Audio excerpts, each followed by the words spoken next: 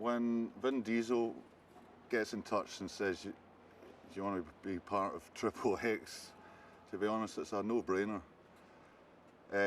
My lifestyle back home was, working with boats nearly every day of my life, and when I knew I was going to be the boat driver, never mind the car driver, I didn't have a choice, I had to do it, kind of thing.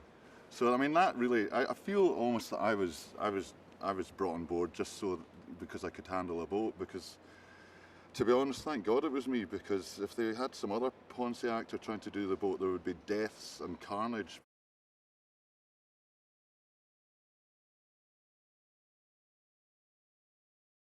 Tennyson Torch, his sort of backstory is that for Xander Cage, he's always been in the background building jumps and ramps and sorting out all his extreme sports kind of stuff. He's an ex-stuntman. He's been hit in the head a bit too much. He's slightly crazy, a bit of a conspiracy theorist. But there's an intelligence with him, but you almost feel there's no acting required kind of thing. He's a big dafty, but he's good in a crisis. He's good under fire. He's good at lifting big, heavy things. Just like me in real life, I've got a couple of uses.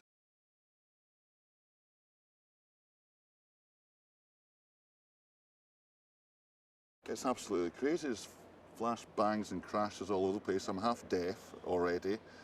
Lots of fire, lots of massive stunt team. I don't really know what's going on, to be honest. It's absolutely, it's chaos. Organised chaos. Thank God DJ's controlling it, somehow with a smile on his face still.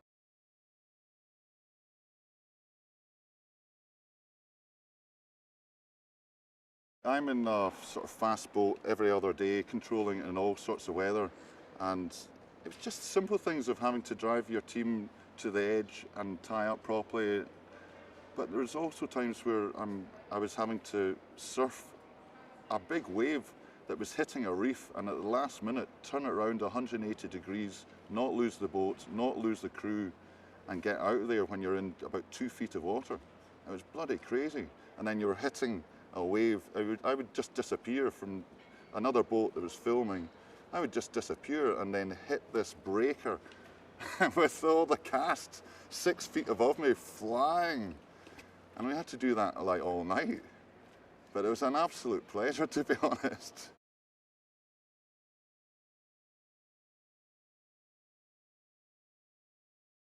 Working with Vin is just a joy. I mean, the first day I was working, he came into set, and I remember I was in Toronto and I was sort of looking at him going, God, you know, the last time I was here was about 25 years ago, and I was a bouncer in the nightclub. And he was like, oh yeah, have you done some door work? I'm like, yeah. He's like, I've done some door work as well. And they were like looking, yeah, see, it's funny how you all end up. So we had a bit of a connection there.